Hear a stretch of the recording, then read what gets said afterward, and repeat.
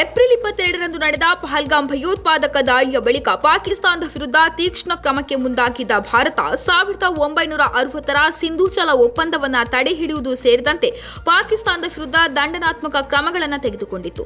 ಅದಾದ ನಂತರ ಕದನ ವಿರಾಮ ಘೋಷಿಸಲಾಗಿದ್ದರೂ ಭಾರತ ಸಿಂಧೂಚಲ ಒಪ್ಪಂದದ ರದ್ದತಿಯ ನಿರ್ಧಾರದಿಂದ ಹಿಂದೆ ಸರಿಯುವುದಿಲ್ಲ ಎಂದು ಸ್ಪಷ್ಟವಾಗಿ ಹೇಳಿತ್ತು. ಇದೀಗ ಪಾಕಿಸ್ತಾನ ಸಿಂಧೂಚಲ ಒಪ್ಪಂದದ ಪುನಃಸ್ಥಾಪನೆ ಮಾಡಲು ಭಾರತಕ್ಕೆ ಮನವಿ ಮಾಡಿದೆ. ಮೇ ತಿಂಗಳಿನಿಂದ ಭಾರತ ಸ್ಥಗಿತಗೊಳಿಸಿರುವ ಒಪ್ಪಂದದ ಸಾಮಾನ್ಯ ಕಾರ್ಯನಿರ್ವಹಣೆಯನ್ನು ತಕ್ಷಣವೇ ಪುನರಾರಂಭಿಸುವಂತೆ ಭಾರತವನ್ನು ಒತ್ತಾಯಿಸಿದೆ. ಭಾರತ ಮತ್ತು ಪಾಕಿಸ್ತಾನ ನಡುವೆ ಹೆಚ್ಚುತ್ತಿರುವ ರಾಜತಾಂತ್ರಿಕ ಉದ್ವಿಗ್ನತೆಯ ನಡುವೆ ಹೊಸ ಬೆಳವಣಿಗೆಯೊಂದು ನಡೆದಿದೆ. ಪಾಕಿಸ್ತಾನದ ಕೀಳುಮಟ್ಟದ ಪ್ರತೀಕಾರಕ್ಕೆ ತಿರುಗೇಟು ನೀಡಿರುವ ಭಾರತ ನವದೆಹಲಿಯಲ್ಲಿರುವ ಪಾಕಿಸ್ತಾನ ಹೈಕಮಿಷನ್ಗೆ ಪತ್ರಿಕೆಗಳ ಪೂರೈಕೆಯನ್ನು ನಿಲ್ಲಿಸಿದೆ ಎಂದು ಮೂಲಗಳು ತಿಳಿಸಿವೆ. ಭಾರತೀಯ ಸೇನೆಯ ಆಪರೇಷನ್ ಸಿಂಧೂರ್ ನಂತರ ಪಾಕಿಸ್ತಾನವು ಇಸ್ಲಾಮಾಬಾದ್ನಲ್ಲಿರುವ ಭಾರತೀಯ ಹೈಕಮಿಷನ್ನಲ್ಲಿ ಮೂಲಭೂತ ಸೌಕರ್ಯಗಳನ್ನು ಸ್ಥಗಿತಗೊಳಿಸಿತು. ಹೀಗಾಗಿ ಭಾರತವು ಈ ಕ್ರಮ ತೆಗೆದುಕೊಂಡಿದೆ.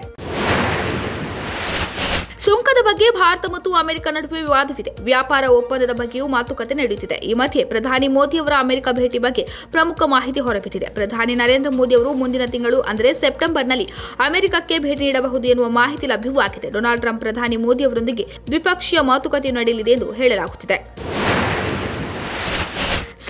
1990ರಲ್ಲಿ ಕಾಶ್ಮೀರಿ ಪಂಡಿತ್ ನರ್ಸ್ ಸರಳಾ ಭಟ್ ಅವರ ಹತ್ಯೆ ತನಿಖೆ ನಡೆಸುತ್ತಿರುವ ಜಮ್ಮು ಮತ್ತು ಕಾಶ್ಮೀರ ರಾಜ್ಯ ತನಿಖಾ ಸಂಸ್ಥೆ ಮಂಗಳವಾರ ಶ್ರೀನಗರದ 8 ಸ್ಥಳಗಳ ಮೇಲೆ ದಾಳಿ ನಡೆಸಿದೆ. ನಿಷೇಧಿತ ಜಮ್ಮು ಮತ್ತು ಕಾಶ್ಮೀರ ಲಿಬರೇಷನ್ ಫ್ರಂಟ್ನೊಂದಿಗೆ ಈ ಹಿಂದೆ ಸಂಬಂಧ ಹೊಂದಿದ ವ್ಯಕ್ತಿಗಳ ನಿವಾಸಗಳನ್ನು ಗುರಿಯಾಗಿಸಿಕೊಂಡು ಶೋಧ ನಡೆಸಲಾಗಿದೆ ಎಂದು ಅಧಿಕಾರಿಗಳು ತಿಳಿಸಿದ್ದಾರೆ.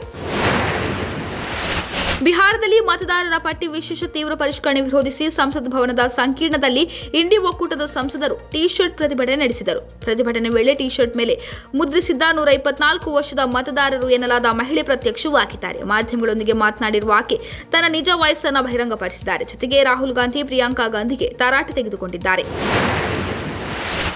ಕಾಂಗ್ರೆಸ್ ಹಿರಿಯ ನಾಯಕಿ ಸೋನಿಯಾ ಗಾಂಧಿ 1980ರ ದಶಕದಲ್ಲಿ ಚುನಾವಣಾ ಕಾನೂನನ್ನು ಉಲ್ಲಂಘಿಸಿದ್ದಾರೆ. ಅಧಿಕೃತವಾಗಿ ಭಾರತೀಯ ನಾಗರಿಕರಾಗುವ 3 ವರ್ಷಗಳ ಮೊದಲು ಮತದಾರರ ಪಟ್ಟಿಯಲ್ಲಿ ಅವರ ಹೆಸರು ಕಾಣಿಸಿಕೊಂಡಿದೆ ಎಂದು ಬಿಜೆಪಿ ಐಟಿ ಸೆಲ್ ಮುಖ್ಯಸ್ಥ ಅಮಿತ್ ಮಾಳವಿಯಾ ಆರೋಪಿಸಿದ್ದಾರೆ. ಬಿಹಾರದಲ್ಲಿ ಮತದಾರರ ವಿಶೇಷ ತೀವ್ರ ಪರಿಷ್ಕರಣೆ ನೆಪದಲ್ಲಿ ಅಕ್ರಮ ನಡೆಸಲಾಗುತ್ತಿದೆ. ಕರ್ನಾಟಕದಲ್ಲಿ ಮತಗಳವು ಮಾಡಲಾಗಿದೆ ಎಂದು ಕೇಂದ್ರ ಚುನಾವಣಾ ಆಯೋಗ ಮತ್ತು ಬಿಜೆಪಿ ವಿರುದ್ಧ ಆರೋಪ ಮಾಡುತ್ತಿರುವ ಕಾಂಗ್ರೆಸ್ಗೆ ಈ ಮೂಲಕ ಬಿಜೆಪಿ ತಿರುಗೇಟು ನೀಡಿದೆ. ಧರ್ಮಸ್ಥಳದ ಬಗ್ಗೆ ಅಪಪ್ರಚಾರ ಮಾಡೋರನ್ನ ಗುಂಡಿಕ್ಕಿ ಕೊಲ್ಲಬೇಕು ಎಂದು ಮಾಜಿ ಸಚಿವ ಎಂಪಿ ರೇಣುಕಾಚಾರ್ಯ ಆಕ್ರೋಶ ಹೊರಹಾಕಿದ್ದಾರೆ. ಹೊನ್ನಾಳಿಯಲ್ಲಿ ಧರ್ಮಸ್ಥಳದ ಪರವಾಗಿ ನಡೆದ ಪ್ರತಿಭಟನೆಯಲ್ಲಿ ಅವರು ಭಾಗಿಯಾಗಿದ್ದರು. ಈ ವೇಳೆ ಅವರು ಸುದ್ದಿಗಾರರೊಂದಿಗೆ ಮಾತನಾಡಿ, ಧರ್ಮಸ್ಥಳದ ಬಗ್ಗೆ ಅಪಪ್ರಚಾರ ಮಾಡೋರನ್ನ ಗುಂಡಿಕ್ಕಿ ಕೊಲ್ಲಬೇಕು, ಯಾರೋ ಒಬ್ಬ ಅನಾಮಿಕ ದೂರು ನೀಡಿದ್ದಾನೆ ಅಂತ ಎಸ್ಐಟಿ ರಚನೆ ಮಾಡಿದ್ದಾರೆ. ಸರ್ಕಾರ ಅನಗತ್ಯವಾಗಿ ಎಸ್ಐಟಿ ರಚನೆ ಮಾಡಿದೆ. ಸುಜಾತ ಭಟ್ ಮಗಳೇ ಇಲ್ಲ ಅಂತಿದ್ದಾರೆ. ಅವರು ನೀಡಿದ ದೂರು ಫೇಕ್ ಅಂತ ಗೊತ್ತಾಗಿದೆ ಎಂದು ಕಿಡಿಕಾರಿದ್ದಾರೆ. ಬಿಜೆಪಿ ರಾಜ್ಯಾಧ್ಯಕ್ಷ ಬಿವೈ ವಿಜಯೇಂದ್ರ ನೇತೃತ್ವದಲ್ಲಿ ಪಕ್ಷದ ಶಾಸಕರು ಮತ್ತು ವಿಧಾನ ಪರಿಷತ್ ಸದಸ್ಯರ ಗುಂಪು ಮುಂದಿನ ಭಾನುವಾರ ಧರ್ಮಸ್ಥಳಕ್ಕೆ ಭೇಟಿ ನೀಡಲಿದೆ. ಈ ಭೇಟಿಯ ಉದ್ದೇಶ ಮಂಜುನಾಥೇಶ್ವರ ದೇವರ ದರ್ಶನ ಪಡೆಯುವುದು ಎಂದು ವಿಜಯೇಂದ್ರ ಹೇಳಿದ್ದಾರೆ. ಆದರೆ ಧರ್ಮಸ್ಥಳದಲ್ಲಿ ಇತ್ತೀಚೆಗೆ ನಡೆಯುತ್ತಿರುವ ಎಸ್ಐಟಿ ತನಿಖೆ ಮತ್ತು ಅದರ ಸುತ್ತಮುತ್ತಲಿನ ರಾಜಕೀಯ ಚರ್ಚೆಗಳ ಹಿನ್ನೆಲೆಯಲ್ಲಿ ಈ ಭೇಟಿಗೆ ರಾಜಕೀಯ ಮಹತ್ವವನ್ನು ಕಲ್ಪಿಸಲಾಗಿದೆ. ವಿಜಯೇಂದ್ರ ಅವರು ಎಸ್ಐಟಿ ತನಿಖೆ ಶೀಘ್ರವಾಗಿ ಮುಗಿಯಬೇಕು ಮತ್ತು ಸತ್ಯ ಬಹಿರಂಗಗೊಳ್ಳಬೇಕು ಎಂದು ಆಗ್ರಹಿಸಿದ್ದಾರೆ. ಅಲ್ಲದೆ ಈ ತನಿಖೆಯ ಹಿಂದೆ ಕೆಲವು ಸಮಾಜಘಾತಕ ಶಕ್ತಿಗಳು ಕುತಂತ್ರ ನಡೆಸುತ್ತಿವೆ ಎಂಬ ಚರ್ಚೆಗಳಿಗೆ ಪ್ರತಿಕ್ರಿಯಿಸುವ ಸಂಕೇತವಾಗಿ ಈ ಭೇಟಿ ಹಮ್ಮಿಕೊಳ್ಳಲಾಗಿದೆ ಎಂದಿದ್ದಾರೆ.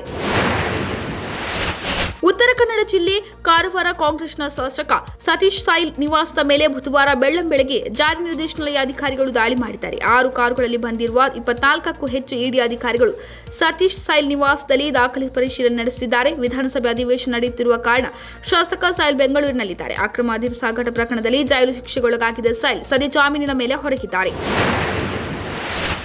ಕೌನ್ ಬನೇಗಾ ಕರೋಡ್ಪತಿ 17 ಕಾರ್ಯಕ್ರಮ ಮತ್ತೆ ವೀಕ್ಷಕರ ಮುಂದೆ ಬಂದಿದೆ. ಸ್ವಾತಂತ್ರ್ಯ ದಿನದಂದು ವಿಶೇಷ ಸಂಚಿಕೆ ಪ್ರಸಾರವಾಗಲಿದೆ. ಇದರಲ್ಲಿ ಭಾರತೀಯ ಸಶಸ್ತ್ರ ಪಡೆಗಳ 3 ಮಹಿಳಾ ಅಧಿಕಾರಿಗಳು ಬರಲಿದ್ದಾರೆ. ಅವರಲ್ಲಿ 2 ಪಾಕಿಸ್ತಾನದ ವಿರುದ್ಧದ ಆಪರೇಷನ್ ಸಿಂಧೂರ್ನ ನೇತೃತ್ವ ವಹಿಸಿದ ಅಧಿಕಾರಿಗಳಾಗಿದ್ದಾರೆ. ಆಗಸ್ಟ್ 15ರಂದು ಪ್ರಸಾರವಾಗಲಿರುವ ಸಂಚಿಕೆಯಲ್ಲಿ ಕರ್ನಲ್ ಸೋಫಿಯಾ ಖುರೇಶಿ, ವ್ಯೋಮಿಕಾ ಸಿಂಗ್ ಮತ್ತು ಕಮಾಂಡರ್ ಪ್ರೇರಣಾ ದೇವಸ್ಥಾಲಿ ಆಪರೇಷನ್ ಸಿಂಧೂರದ ಬಗ್ಗೆ ಮಾಹಿತಿ ನೀಡಲಿದ್ದಾರೆ.